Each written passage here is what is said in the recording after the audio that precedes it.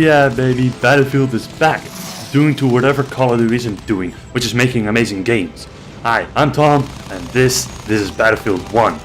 I can't tell you how long I've been waiting to make this review, but instead of making the review, I've been addicted to playing the game. So 8.8 it is, it's worth the money, see you next time.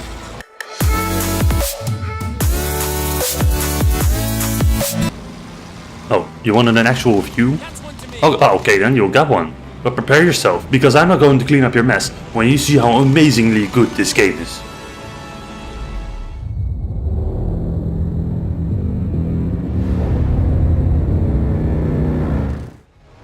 The biggest positive I can give Battlefield is that it's probably the most accurate marketing to game ratio I have ever seen.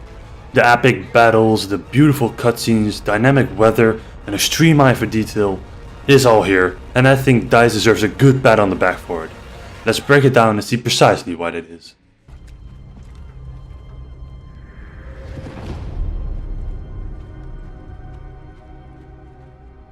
The campaign is made out of 6 short stories that are based upon events and people that actually existed back in the day of World War I. And aside from the graphics you can see, which are great on PS4 by the way, there's a really good dialogue between the characters, with funny moments and downright horrific moments. And let me instantly get back to the horrific moments. Battlefield 1 is not ashamed or afraid to show you the terrible First World War, neither to show you how the characters reacted to it. You're gonna get us all killed! Ed was behind you!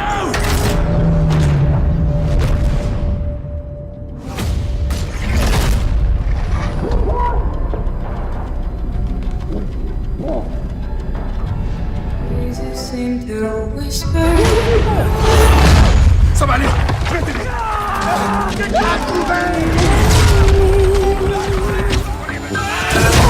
Stay nighty night and kiss me. Just hold me tight and tell me you'll miss me. No! No!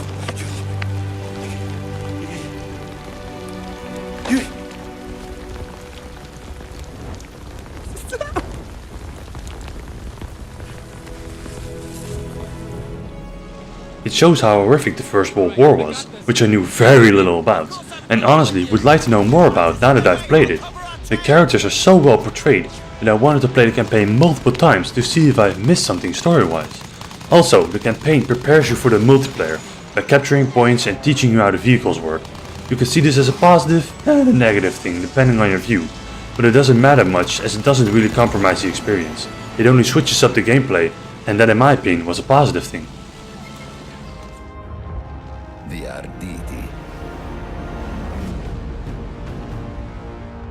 What Battlefield also does nicely is to show more than one side of the fight. You are not only fighting on the British side, but also on the Italian and on the American side. And luckily this is also the case in multiplayer. Now the best thing about Battlefield's multiplayer mode is that it always looks like a campaign mission, except it is not. Huge open force 64 player warfare is the best thing that happened in online multiplayer since 3D textures were invented.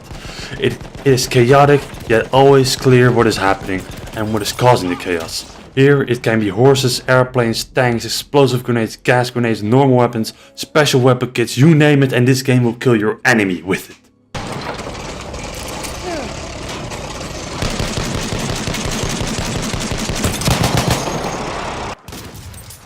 For game modes we have classics like Conquest, where you need to capture and hold objectives by standing next to them. Rush, where you need to destroy 2 objectives at a time in order to move up to the next pair. But now there's also a new one called Operations, which unsurprisingly combines the two.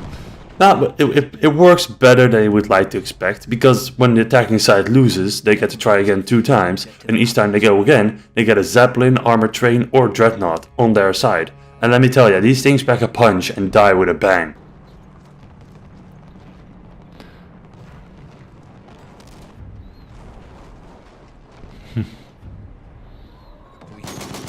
Now your own weapons are no joke either. Each weapon feels amazing and is detailed to the bullet. However, there's less customization than we're used to, but this is expected as the World War I era didn't have laser sights or night vision scopes. What Battlefield smartly did to counteract the lack of gun variety was adding gun variations, some with iron sights and grips while others with bypass and long range scopes. Although it is sad that we can't choose for ourselves, what we want on our guns. They all feel different enough to make it hardly annoying. And talking about annoying, let's move on to the two only downsides I found in Battlefield 1. No! Not you too, Battlefield, not the random crate system! Well, tell me you can at least earn them in-game and are not given away at random, right? What they are? No, not again. Well, at least you can't buy them, right? Oh! This is, in my opinion, the worst thing that exists in gaming aside from nut types. You can buy the chance to get a camo instead of just buying it outright. Or how about just playing for it? What happened to challenges? Timefall 2 had it, and that's owned by EA too. This is sad as sad alone, nothing else. The other negative is that Battlefield is a team game, which is normally a positive thing, until your team consists of nothing but snipers in a rush match. You need a team that knows what they're doing, because otherwise there will be no way that you'll win. If the opposing team is at least semi-competent while your team isn't, then prepare to lose. And well, you can say get good scrub, and I agree with you normally, but one man can't carry a team, not in this game at least. And with that comes the verdict. Even though there are battle packs which I despise and the team balancing is not always on point, I can't deny the fact that Battlefield 1 is a great game. The campaign, which is massively crafted, hits you like a brick wall feels, as well as enjoyable gameplay. And the all-so chaotic multiplayer just makes it worth the hours of fun that you'll have. And although I do advise teaming up with 4 buddies for a full squad and playing the objective while communicating, so the victory will also be on your side. As of now, I haven't bought the Season Pass, but I'm strongly considering buying it, because Battlefield 1 is well worth the money.